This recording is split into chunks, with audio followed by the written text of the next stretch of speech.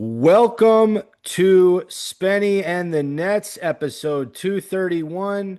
I'm your host, Spen Harris, and I am joined by a very special guest today, Rick Laughland. Is that how you pronounce it? It's Scottish. It's Laughland. It's like the Loch Laughland. Ness monster, but I've been called worse, so I'll deal with Laughland. The Laughland. Okay. Rick Laughland. Well, Laughland, welcome. Laughland Well, works. Laughland works. Welcome to the show, brother. Glad to have you. Tell everyone where they can find you on X before we get started. Well, if you want to find me, which is probably a big if, because I was telling Spen before the show that I made a lot of enemies, right? Whether it's to tank or not to tank, which we'll talk about. But you can find me at Notorious BK Nets. Again, I take all the good, the bad, and the ugly. So send me a message. Love to interact, and I like to keep it light and fun, especially with the state of the team the last few years, with all Nets fans have gone through over the last 3 to 4 years. Yeah, I would say a lot more bad and ugly than good if you're a Nets fan. And let's start the show with a segment. I think it's a great transition. The segment is called "Yeah, Maybe Don't Say That." So this is a Joe Tsai on the Brooklyn Nets strategy in 2026.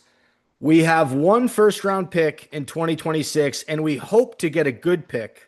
You can predict what kind of strategy we will use for this season. Rick, thoughts on our owner telling the media and the public basically that we're probably going to tank this season? Yeah, I just actually did a piece for Yardbarker about this, so you can find it up there. And it's basically I titled it "The Nets Owner and Coach Send Mixed Messages," right, on tanking plans. So it's just funny, like when you have an organization that's kind of rudderless, they're trying to find their way. One hand doesn't know what the other hand's doing, or maybe they do, they just don't see eye to eye, and that kind of strikes home with me now. You have Joe Tsai, who has one eye on landing a foundational piece for this Nets franchise, and not obviously the impact it's going to make on the basketball court. But I think with what's going on over at MSG and that team trying to knock down the door in the Eastern Conference, the Nets, just quite frankly, and going to call it how I see it, have become nationally an afterthought, and even in their own market, have become an afterthought. So whether, the reports over the summer about Giannis, is he entertaining thoughts of going to the Knicks, where the Nets going to throw their hat in the ring?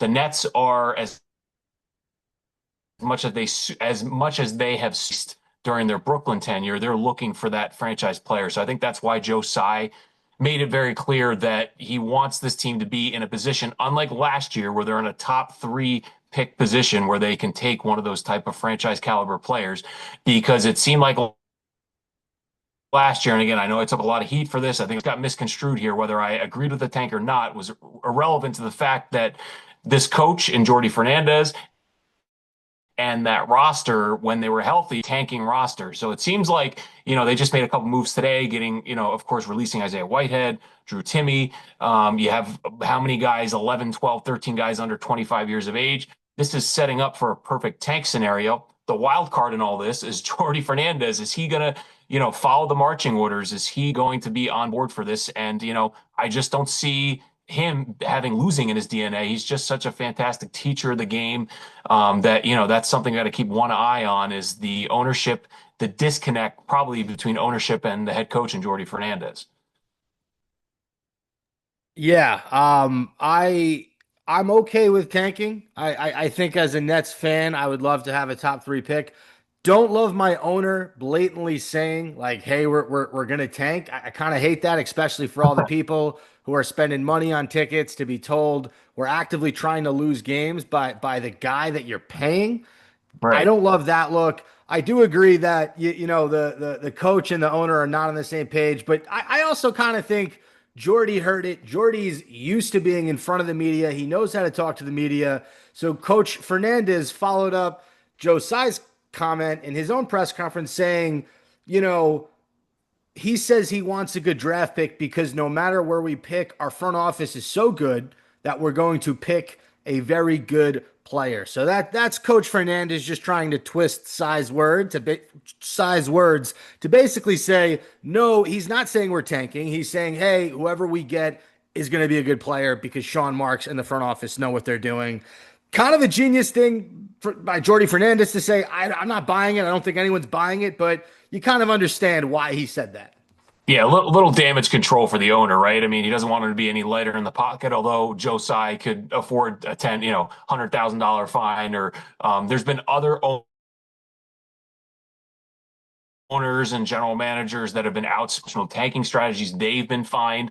So I'm curious. It's a little bit curious to me that at this point, the NBA and what Adam Silver is trying to do, create parity in the league. Pelicans or Oklahoma City, who just won the title, he wants it to be, irregardless of the size of the market, that everybody has a bite at the apple. Everybody's going to have a chance to build a winning team, especially now in the second apron era, where you've seen now the Boston Celtics basically disassembling their roster from the inside out, not being able to afford high-priced superstar players, the big contract they doled out, the contracts, I should say, to Jason Tatum and Jaylen Brown. And that was done before the second apron came into effect, and Drew Holiday, of course, and how that impacted the depth of that roster. So, what Joe Tsai came out and said flies in the face of everything Adam Silver is trying to build: parity. Everybody has a chance, and basically disincentivizing. Again, I think that's the dirty little secret in the NBA, is that teams are that have a chance at a top three pick are probably going to tank. And they odds back in 2019, they probably have to maybe take it another step forward and further in order for that to disincentivize even further. But again, Jordy's trying to cover up for his owner. But like I said, I see that competitive spirit in Jordy, and it trickles down to the players. So I'm interested to see how this dynamic is going to play out this year. You brought it up earlier. The Nets released Dariq Whitehead. Well, they how does it? They waived Dariq Whitehead and Drew Timmy, Yep. not released, waived them. And now it comes down to the final roster spot between, I think, Tyrese Martin and Jalen Wilson. There's a chance that maybe Kobe Buffkin is waived, although I think that the Nets are most likely going to retain him, and they're going to retain Hayden Highsmith as well. With that one roster spot open, who are you giving it to? Jalen Wilson or Tyrese Martin? And I said Isaiah Whitehead, I meant Tyreek. It's funny. Well, again, are we in a tanking world or a non-tanking world? So maybe in a tanking world, it goes to Jalen. It's going to be a difficult. It's funny because in Tyrese Martin, I can't.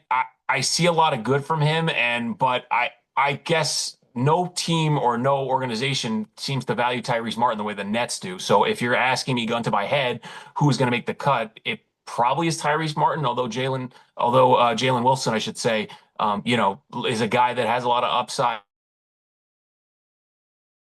can shoot from the outside, puts his head afraid to, doesn't shy away from contact, put his shoulder into the defender and get to the rim. It's a very close call, but for some reason, whether it's Jordy, whether it's the staff, whether it's the front office, they really highly value Tyrese Martin. And I understand a guy that's a capable ball handler. It makes a lot of sense. Those aren't exactly a dime a dozen, where the player, the archetype of a Jalen Wilson, you can find those across the league. So if I had to put a bet on it, I'd probably say Tyrese Martin, but it's very close. I do think it's close. I like Tyrese Martin personally more than Jalen Wilson. I think they probably stick with Wilson, given that they waived Dariq Whitehead and they had three draft picks in that draft. If you get rid of two out of the three draft picks, and then the only guy you have from that draft is Noah Clowney, that's just a tough look if you're Sean Marks. I can see them trying to give Jalen Wilson one last shot. I think Tyrese Martin, he's not their guy. He's a little bit more, I guess, disposable than Jalen Wilson if you're just looking at it from Sean Marks and wanting to be right, wanting to kind of stick it to Nets fans. That's a good transition. I wanted to talk about the two games in Macau, China, and I wanted to start with that second game on Sunday morning. Nets 111, Suns 109. Tyrese Martin actually played really well. He hit a few threes in that fourth quarter, had the nice and one. He ends up hitting the two go-ahead free throws to win the game. So part of me thinks like I don't know. It was a good kind of last heroic effort for Tyrese Martin if he's trying to hold on to a roster spot on this team. But a lot more to get into in both these games. For me, the story of this second game, there were a few. Let's start with Ben Sharaf. 11 assists and 4 points. He's I think impressed a lot of fans who weren't familiar with his game. He's not the quickest player. He's methodical, but has a very high IQ for a guy who has not played in the NBA yet. Good feel for the game. Just hitting a lot of open guys, a lot of open threes, compared to Nolan Traore, who was drafted a few draft picks higher, but he has struggled in these two games in China, especially this one. 4 points, I think 3 assists and 2 rebounds in 17 minutes for Traore. What has impressed you with Ben Sharaf in these three preseason games, and specifically this one, this second game against Phoenix, and what has kind of disappointed you about Traore? So, I mean, I've been very bullish on Saraf from the beginning. I mean, he's not your prototypical 19-year-old, right? He has professional experience playing for, in Israel in the Israeli league. He's also from Johannesburg originally, has Israel citizenship. So he really has this world experience playing Euroball. I mean, again, I don't want to get ahead of myself. I know I'm going to get in the mentions and that's Twitter about, oh my God, he's making a crazy comparison. I see a lot of like Ginobili, but even more of a facilitator. If he can get that kind of like dogged, I'm going to get to the rim at all cost and kick it out or try to finish at the rim. That's like the next step for him because he has that 6'5", 6'6" frame, the reach, the extension, the ability to get his shoulder past the first defender. And he has a court vision where it just reminds me of those great floor generals like a Jason Kidd or a Steve Nash as for General Strictly of being able to see and anticipate where guys are going to be and getting it to them in a great spot. And, by evidence by 11 assists, you don't get 11 assists by accident, especially when this was a Nets roster that everybody said, oh boy, they drafted a bunch of non-shooters in this draft. How are they going to produce points? He's finding Tyrese Martin. He's finding the open guy. So I've been really impressed with Saraf and he has the build. He can obviously add to that frame, certainly to get a little stronger. But I think that ultimately he's going to be really one of the surprise players and a guy that I'm watching very closely come out of the rookie class. Traore, again, I just think that his game is a little bit more unrefined. He's got to work on his outside perimeter game, and that's only going to help because I scouted and looked at a lot of the top prospects coming out in the draft, especially in the lottery. I mean, his first step is unrivaled. If he can just keep defenders and defenses honest by hitting shots from 18 feet out. I'm not even saying three-pointers. I'm saying free throw line extended and hit those with regularity. I mean, he can literally get to the rim at will. So I hope that Traore is like taking 1,000 jump shots a day from all those key spots to be able to use that burst to make plays for himself and for the other players, of course. But again, unfortunately, the way I'm looking at Yegor Damin as well as Nolan Traore, I see them more as project players. I see the potential, but if you're talking about Sharaf, you're talking about Danny Wolf. Those guys can come in day one if they have an opportunity to play 15 or 20 minutes and make a major impact with the Nets. Yeah, I Sharaf had some wraparound passes in this game that, it's funny, like we had Ben Simmons on this roster for a minute, and we all envisioned this version of Ben Simmons, who cares if he can't shoot a jumper, be aggressive, go to the paint, find the open guy.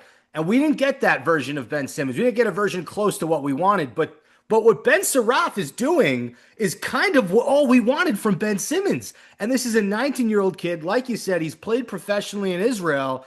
There's some real exciting aspects to his game. And then you bring up Danny Wolf. I mean, this is a guy that I think we all saw the brilliance of him in college at Michigan on the bright stage in the tournament. Obviously taken towards the end of the first round, but I have loved what I seen from him in this preseason, specifically in this game. Some excellent passes. He had the fast break where I think he went behind the back or he faked behind the back and then hit Drake Powell for the layup. I'm not sure if that was this game I think that was this game. This game, yeah. That was this game. He hit the go-ahead bank three that would have took the lead if Jared Butler didn't come back and hit a three of his own. Just this is a few days after he missed a shot in regulation to win the game for the Nets. He comes back, hits a very clutch three. The second Danny Wolf gets into the game, and kind of similar to Saraf, he just controls it. He has high IQ. Every time he touches the ball, he's either getting a decent look for him or a teammate. I don't want to go as far as to compare him to Nikola Jokic because that's a bajillion times MVP, a former NBA champion. I think it's unfair to do that to the kid, but there are some really exciting elements to his game that, in a tanking year, you're going to want to see a lot more Danny Wolf than almost any other rookie. And I see him in a poor man's Franz Wagner. I could see Danny Wolf. And again, I'm not comparing them head to head. I think Wagner is more of a score first type of player, whereas Danny Wolf is looking to create. I don't love the fact that Jordy had him bringing the ball up 94 feet. I think, he committed a turnover late in the first game, I think, in Macau. He can handle the ball efficiently, but as far as on ball, full court pressure, making him like a full-time point forward, great recipe for success. But again, he's really their Swiss Army knife. I mean, with the length, with the reach, with the handle that he has, the court vision. I mean, you put him and Sharaf as, stagger their minutes, of course, and have just one of those guys on the floor at any given time that can create that the sky is the limit for this Nets offense. Defensively is a different story, of course. But I think they could be really exciting this year. And again, you could for the even the tanking crowd, right? You could have a lot of offensive fireworks. You could have shot creation. You could have threes all over the place, and maybe the Nets aren't getting enough stops to win games. So you kind Yeah, of have your cake and eat it too. Stuff from Sharaf. You can see great stuff from Wolf, and they're still not going to win, 25 or 30 games to put them out of the draft lottery, the top three. yeah. I think that's the one thing that worries me about Wolf's game and a little bit Sharaf's game, but Wolf worries me on defense. He's not the quickest. And if he gets stuck guarding someone on the perimeter, I don't think it's going to look pretty. So that's something he's going to have to work on. Talking about the vets in this game, Michael Porter Jr. with 15 points. I'm starting to get used to his game, like his funky, unique sidestep three-pointer that seems to go in a lot more than it doesn't. He's 6'10". He can get a shot over anyone. That's the difference. I mean, we obviously traded away Cam Johnson. Cam Johnson had to work off the dribble to get his shot. It's not like he could shoot over anyone. Michael Porter Jr., there's no one really who can block his shot unless we're talking about Wembanyama or Kevin Durant or those guys. But he moves in such a funky way. So it was interesting to see him in this game. Zaire Williams with 15 points and a few threes. This is a guy who's worked his butt off to stay in Brooklyn and to get that second contract. And he's continuing to work and continuing to improve his offensive game. So it was nice to see him. And then another day at the office for Cam Thomas. He had 16 in this one. A few good looking shots in the first half. Didn't play much in the second half, but yeah. Any thoughts on those three vets? And yeah. Everybody forgets Michael Porter Jr. coming out of college. He had injuries, but he was projected pre-injuries and back issues and a lot of the problems that plagued him to be a top three or some on some of those pre-draft mock drafts. He was projected to go number one. So I mean, he has all the talent in the world. You mentioned the measurables, right? 6'7". I'm sorry, 6'10", I should say. Can rise up over anybody. So, Jordy said it, and I think Michael Porter Jr. was thinking it. I'm thankful he's back on the basketball court, not as much podcasting because that was a PR nightmare, but that's a whole separate story. But anyway, he really has made some waves for the fact that, Jordy said he could be an NBA leading scorer, which was like eye popping, right? That made a lot of headlines, but I see it. I just see the natural talent. The guy was compromised in the playoffs with Denver last year. The fact he was even like be able to be effective in any level was surprising with how injured he was. So I think the sky's the limit for him. Is it going to be a wrestling match between Cam Thomas and Michael Porter Jr.? Who's going to get the ball more? Maybe. But like we talked about with Sharaf, with Demon, if he ends an impact with this team, Traore and Danny Wolf, you have plenty of unselfish guys that are going to find them in their sweet spot. So again, offensively, I don't have many concerns about this Nets team. Honestly, I think they could be a top eight, top five. I probably wouldn't go that far. I'd probably say top eight to top 10 offense with the weaponry they have, and the playmaking. But again, and you have a guy like Terrence Mann, who I like. You can plug in, you can put him against the top scorer on the opposite team. He's going to make all the hustle plays. He'll make a few outside shots. Not known for his offensive game, but he's athletic. He's scrappy. He's a Brooklyn native. I think that's great. What I've seen from Cam Thomas so far in the two games in Macau and earlier in the preseason was he's getting off the ball sooner. So So meaning when he gets the ball, it's not a black hole. It's not Cam's waving everybody off and he's making moves and he's checking the shot clock and he's waving to the face. He is either taking it or moving. I think Jordy and that staff are trying to get the ball in his hands. If he sees a lane, take it. If he sees an opening, take the shot. If not, move it to the next guy and the ball will find you. So I think he's at least made that adjustment. And again, I think he had 7 assists in the first game, really improving his playmaking, which again, now it's looking up in the air whether he's going to be with Brooklyn next year. I'd say all bets are probably off. I'd say that's doubtful that he returns to the Nets. You never know. But if he does everything and checks all those boxes that Jordy and Sean and everybody's trying to get him to do, he's going to go to the highest bidder and all the power to him. You bet on yourself. He deserves the best contract he can get and the best landing spot for him and his family. Yeah, yeah, it's going to be interesting as that story continues throughout the year. Is there any kind of chance Cam Thomas stays in Brooklyn, or is this just splitting towards an eventual or headed towards an eventual split? You mentioned that first game, so that was the game on, was it Friday morning in Macau, 132, 127. Phoenix wins it in overtime. The story of this game, the Nets started really hot. I think the score was 26-8 at one point.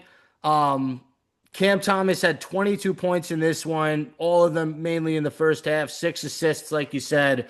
But he seems to just want to put everything that happened in this offseason behind him and just hoop.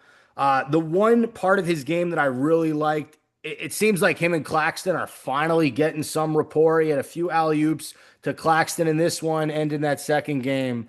But yeah, I kind of agree with you. You said it's going to be a wrestling match between him and Michael Porter Jr. I, I think Terrence Mann's going to be that odd guy out in terms of scoring. Like, I think there were some people who thought maybe Terrence Mann would be getting around 20 a game this year. I don't see that. I think you're going to see MPJ and Cam in those mid 20s, and Terrence Mann's going to have to find it where he can. But otherwise, in this game, for me, this was kind of the arrival of Drake Powell. This was the first chance Nets fans had a chance to see this guy, the forward out of UNC play. He had 6 points, 2 and 2 in 13 minutes, but I saw the vision defensively. He gave the Phoenix Suns players fits, on ball defender, and he hit a few threes in that second game. He hit one in this game. There's a quickness to Drake Powell's game that it's hard to ignore. He seems to have a higher IQ for a guy who I thought was going to be more 3 and D. But what have you seen from Drake Powell so far in these last two preseason games? And I mean, I'll even go back to his UNC career. I mean, he reminds me at 6'5", a little taller, but the same shot blocking presence as Dwayne Wade as a guard. I mean, he's a guy like I compare him to Kenyon Martin, who played bigger than he was. Powell plays like a 6'8", 6'9" forward that's going to be a rim protector, that's going to cause havoc defensively. I'd love a lineup of him trying to get stops late in game, having him on the number 2 or 3 guy, and Terrence Mann running around and Claxton protecting the rim. That can create a lot of headaches for opponents. And I don't think this Nets team is going to be known for their defense, but they have some pieces that can be shut down defenders like Drake Powell. And talk about the springiness and the bounciness. Again, you get a guy like Saraf throwing alley oops to Claxton, and you mentioned Cam Thomas and Drake Powell. There's an immense potential there for some highlight reel stuff. And if Powell gets enough opportunity as far as minutes this year to showcase what he can do in the athleticism department, because the guy could jump through the roof, he's a name to watch that could be in the slam dunk contest. I feel that strongly. I know that Keon Johnson, I was trying to, give him a vote of confidence last year that unfortunately didn't work out. But I think Drake Powell, as a young guy now, 20 years old, he could even just he could take the top off the basket, basically. So I think ultimately the Nets, is he going to carve out a niche on this team? I think he will, because again, if the goal here really wins, it's development, which you talk to Jordy, maybe it's 50-50. Maybe Joe Tsai thinks go all development, don't worry about wins. That Powell's going to have an opportunity to shine. I think he will. But again, and that may be another reason the Nets are pretty loaded at the guard spot. So when you look up and down that depth chart, where's he going to find time? I think he will. Maybe not early on, but maybe towards the middle of the season, you'll see him start to really shine. The only guy in the Nets front court you and I have talked about so far has been Danny Wolf. Let's talk a little bit about Noah Clowney. The power forward a few years ago that the Nets took in the first round, obviously more of a project coming out of college. Clowney with 13 points in 18 minutes. Rick, every single time I see him shoot a three, I feel like it's going in. He's got a really good stroke for a big man who did not shoot the three super well in college. Obviously, there's still some work to do with his offensive game, but what do we think about a potential Noah Clowney breakout season in his what is it, third or fourth year in the league? Yeah, I like Clowney when he's on the floor with Claxton, a non-shooting big, turning 27 years old, which is like hard to believe. I mean, that's an age check for all of us because you can remember when Claxton was a 19, year old kid, 20-year-old kid trying to find himself. Can he develop an outside shot? Can he develop an offensive game? Unfortunately, throughout the course of his NBA career, maybe he's doing it in practice and summer league, early in his career and preseason. It's just not evolving into an offensive center beyond, the paint. So I think that Clowney is the opposite problem, right? I mean, he basically his whole game is predicated on the 3-point line, which is okay when you're playing with a non-shooting big. My concern is where is he going to find minutes if he's the only big on the floor and he has to defend a legitimate five? He's a little light in the backside, so to speak, to be able to hold it a Joel Embiid or a Jokic or any of these big physical centers that the league has to offer. So I was a little disappointed in Clowney's development last year because I think he fell in love with the 3-point line and really was just a floor spacer and didn't take his game to the next level as far as the post game, the mid range, which I know is dying in today's NBA, but still has its place. So I'd like to see him really become a 3-level scorer because he has that ability with his ability to shoot the ball from any level. But unfortunately, he's just kind of fallen in love with this role, I guess a 3-and-D role, if you want to call it that. So again, I want to see if he can really take that next step this year, but he hasn't so far in this preseason hasn't shown much sign, to be honest with you. Yeah, and I think Danny Wolf's game offensively, like at least he's got a little bit of a post game. He can hit the floater. He just has more to his game. So I think it's easy to get more excited about Danny Wolf, although Noah Right. Clowney's the much better athlete, and he looks more like an NBA player than Danny Wolf does. Yeah, it's frustrating. Like you want to, I'm sure. And again, Jordy, I'm sure him and Juwan Howard and all these guys, especially Juwan Howard being a big of yesteryears, probably get on the block and let's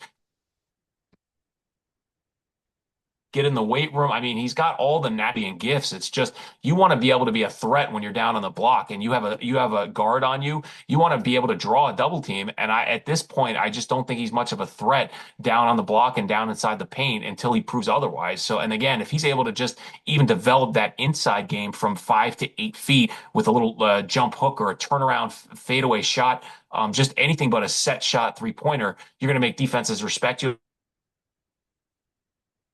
a lot more. You're going to open up a lot for you're going to create more value for yourself, so our free agent value down the road. But again, that remains to be seen. Maybe Danny Wolf, I know Danny Wolf's younger, more in, practicing against him, and maybe he'll show him a thing or two about handling the ball and posting up and develop his game that way. Because again, so far, I just haven't seen him take that next step. Yeah, I couldn't agree more. It kind of similar to Clax. Like we're expecting these guys, and I don't think it's going to happen with Clax ever at this point, but we're expecting these guys who come into the league, super raw and not a ton of their offensive game. We expect them to develop, and when you don't see it, you get a little frustrated. So I get what you're saying, and we're going to get into that a little bit in a bit. This next segment is called What is Nets Twitter Saying? So I picked out a few tweets. You and I are going to react. I think they're pretty good tweets. Rick, are you ready? All I'm right. as ready as I'll be, sure. All right. This is at BKLNFIN3ST. So at Brooklyn Fin Thirst. Brooklyn Finest. That makes more sense. At Brooklyn Finest, exactly how I spelled it. They write in 17 mins, Ben Sharaf has 9 assists and 2 turnovers. So they're referring to that second game in Macau. If you think he's playing bad, you're a fucking idiot. There's no other explanation. Okay, I would say hard agree. I think Rick. The knock on Ben Sharaf's game is he does not have a jumper yet, but All the other intangibles are there. The size, the IQ, the passing ability. Defensively, he's not a cone. He can improve, but he's not horrible. He just has to develop a jump shot. And we saw him at least be willing to take a few threes. He made one in the first preseason, or the first or second preseason game. He missed one in this second game. But overall, like I don't think anyone thinks he's bad. I just think everyone wishes he can make a jump shot. I think that BK Finest should tell us how he or she really feels because that's pretty pointed. I understand what they're saying because you cannot teach what Ben Suroff does on the court. I mean, he has this innate feel, and there's a reason why he's wearing the Luka Doncic number 77 or from the Mavericks, right? And Lakers now was because he obviously watched a lot of tape of that Slovenian great, saw that you can't speed him up, can't slow him down when he gets going. And, it's a different type of frame, doesn't have that physicality, I guess you could say. Maybe he'll get stronger as the years go on. But I just, like I said, he sees the plays develop before they develop. That is just such a value in and of itself. If he can add a jump shot, we saw Jason Kidd. If he can follow the mold of Jason Kidd, who was basically a guy, they said he was Ace Kidd because he had no J early in his career, to one of the leading 3-point shooters in the history of the NBA. So, I mean, if he can do it, your mind to it, can do it, especially at 19 years of age, he's got a lot of room for development and growth. So, again, that's going to be his next step.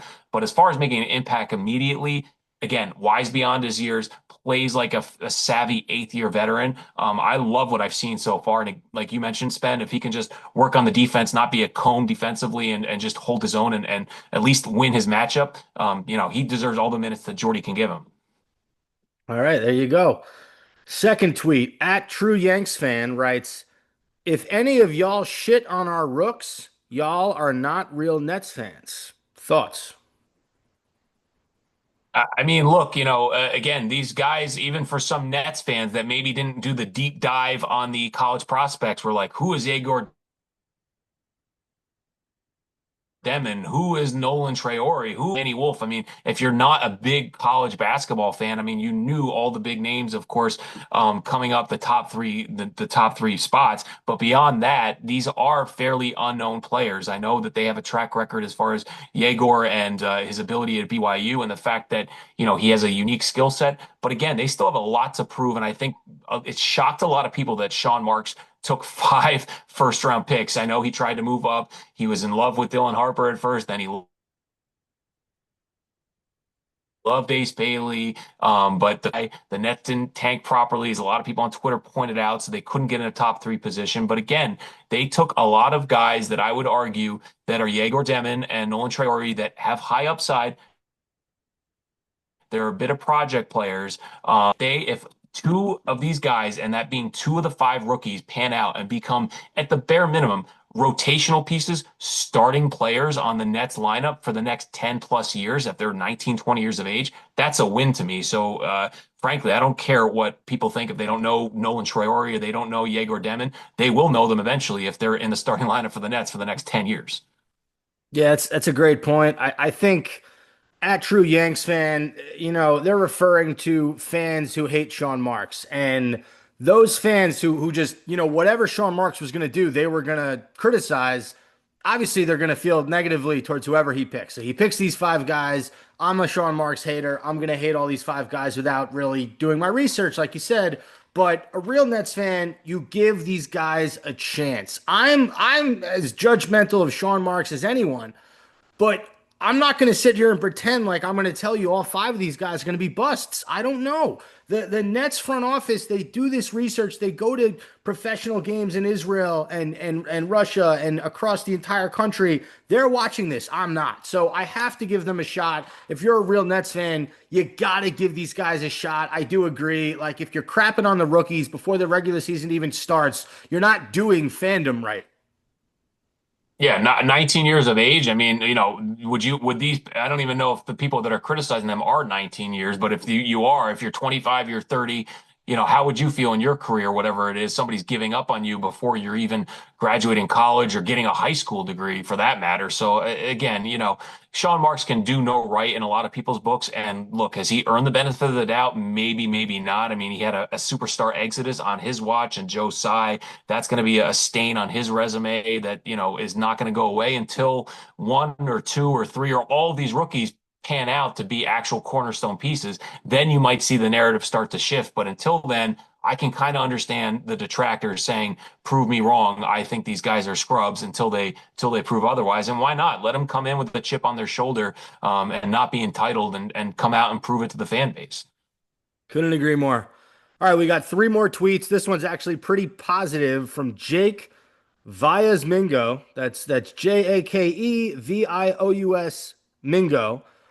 He writes, and these are all comparisons. And Rick, I want you to tell me which ones you agree with the most. So we have Yegor Joyman is Penny Hardaway, Nolan Traore is Tony Parker, Drake Powell is Kawhi Leonard, Ben Sharaf is Manu Ginobili. Rick, you called that earlier in the episode.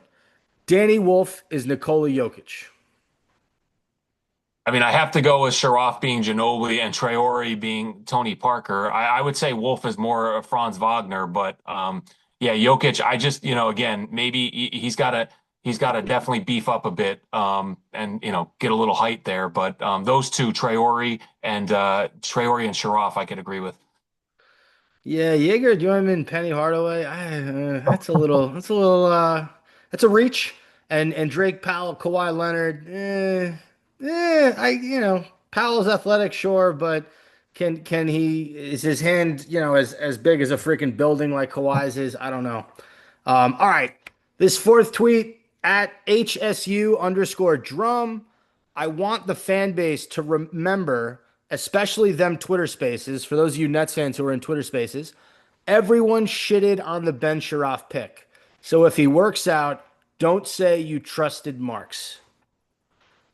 I'll say this, Rick. I'll say this. I was critical of the Ben Sharaf pick because you got Traore a few picks before. So I didn't understand, and people are saying Yoiman's a point forward. So I didn't understand getting pretty much three ball handlers right off the bat. But at the same time, I liked I like the Traore pick. I like the Powell pick. I like the Danny Wolf pick. So in my head, I'm thinking, even if I don't love this pick from Sean Marks, I'm gonna give him the benefit of the doubt because I kind of like the other picks he made. So I didn't shit on that pick as much, but I was critical. I'm not gonna sit here and tell you I wanted Ben Sharaf. I guess I don't know. I know Nets Twitter has receipts, and I'm right with you, Spen. I was critical too for the exact same reason. I said I was not Yegor Demon at 8. I thought maybe you could trade down and get Yegor because he was a project player, and then Traore, two what you would they thought were non-shooting playmaking point guards, and then where's Sharaf going to find minutes? That I didn't question his ability or impact on the team. It was the fact that, again, you just drafted two guys higher in the draft. That are you going to bury them behind Sharaf? I just didn't see it. But the proof is in the pudding now. I mean, this hope you would hope under Jordy Fernandez, regardless of where you're drafted, it's a meritocracy. The guys that are gonna nothing's handed to you. The guys that are gonna perform well in the preseason and the season and earn those minutes should be on the floor. But again, the great equalizer is the tanking conversation, which I'll leave aside for a minute. But for me, Sharaf, like I said, I have been so impressed by him. And when I went, I think I tweeted today that I think Yegor Demon's not even a top 3 prospect, a rookie I'm as excited about this year. It's just because the injury is because he needs refinement. The guy's got to add strength. I think he's going to get bullied defensively. We even saw in some of the summer league when it was full court on ball pressure, he was getting knocked off his feet. I'm not giving up on the kid at all, but I just think if you're talking about 2025, 26, I'm much more excited about Sharaf, and Traore has a little bit of a ways to go, but Danny Wolf too. So again, I understand. I'm with you, Spen. That was Spen. Sorry for the reason of you drafted 2 point guards that were fit that same mold higher than Sharaf, but he's proven the case that he deserves these minutes, and I think he'll get them. Yeah, no, I'm with you. Like I shitted on the pick, but I kind of trust Marks, so I go that way with it. And then our last tweet at Nets Outlet, and I think this might be my favorite tweet out of the five. What is Clax working on in the off season? Honestly, I don't see any improvement. Do you agree or disagree? You're asking me to fly in the face of what that says. I mean, I didn't want the Nets to sign Claxton to his growth as an offensive player stagnate. I mean, he's had a whole host of injuries, so he's lost a little bit in the athleticism department. The durability is a question. Again, he faces Joel Embiid and Nikola Jokic or any guy that can outmuscle him. He's basically, or even a Nick Richards against the Suns, he cannot hold his own. So I just don't. I see him plateauing as a player, going to be 27 years of age. I don't see him as a player that's going to project well into his early to mid 30s and be in the league for another 7, 8 years. I could see him playing a little past 31, 32. But again, unfortunately, Nick Claxton, he's going to be almost a poor man's Clint Capella, I should say. And that's going to be his ceiling. And it's unfortunate because he tried, as far as the developmental staff, the coaching staff, to try to take his offensive game to the next level. Just never happened. And again, maybe it's an indictment on Sean Marks, maybe it's an indictment on the coaching staff, but Claxton has been around for a minute now, right, with all these different coaches. So I think it's more on the player than it is on the organization, on the staff. Yeah, he's someone who I've been a bit disappointed in the last 2 years. I think it was what 2 years ago he had that breakout defensive season where people were talking about him being a DPOY candidate. And you just didn't see it last year. I don't think I'm ever going to see it. I don't think he's a net by the trade deadline. I think he's someone that Sean Marks is going to try to really move, to a contender. You heard the rumblings last year with the Lakers. They tried trading for Mark Williams. It fell through. Who did they eventually trade for again? I know the Mark Williams trade. The name's escaping me right now. I'll think of it before the end of the Yeah, show. think of it. And then Mark Williams ended up going to New. Well, He this is got going to did that bother because me. he failed his physical, didn't it? Didn't Oh, he he's go in back? Phoenix. Now he's in Phoenix. Yeah, yeah. But You're right, right. Yeah, he failed his physical. That's why he didn't get traded to LA. yeah, But you heard the rumblings about Claxton potentially going there. I can see that happening this year. There's going to be a team that's desperate for a center, and we have Day'Ron Sharp under contract. We obviously have guys like Danny Wolf and Noah Clowney who are going to be the future big men of this team. Clowney more questionable. Both are questionable, but they have a chance to be. So I do think the Nets will move on from Claxton at some point this year. All right. and the Lakers have another offensively challenged center, DeAndre Ayton. So Oh my, I yeah. don't. I maybe they're out on Claxton. Maybe yeah. So I mean, that's another. That's a whole nother ball of wax. But at least Ayton it brings more defensively, is more of a physically imposing presence, and can rebound a bit better than Claxton. So I'd even say, if you're going to trade one for one, I think that's a downgrade for the Lakers to try to trade Ayton for Claxton. To be honest. Yeah, yeah, you're probably right. Oh shoot. All right.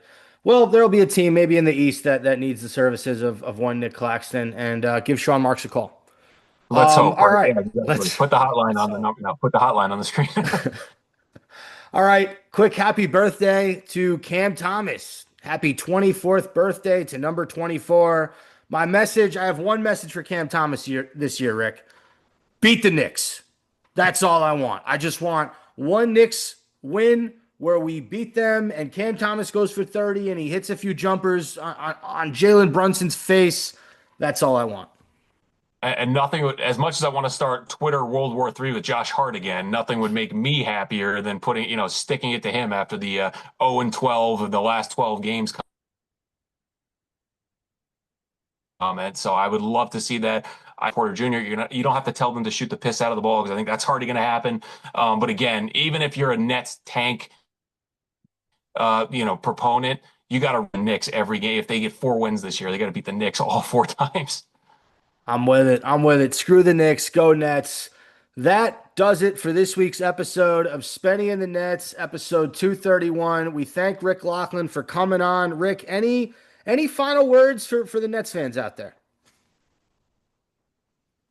Yeah, I guess, look, let's hold it together, right? If early in the year, if the Nets get some excuse me wins, it's not the end of the world. I don't think it's going to derail a tank. I think we can see the writing on the wall with this roster and with even the waving of Drew Timmy, to make way for Danny Wolf and this youth movement. So I think main thing, this team is about development over wins. And again, whether it's on Twitter or people in the street. Let's be proud here and none of this infighting stuff. If you're gonna fight with fans, fight with Knicks fans.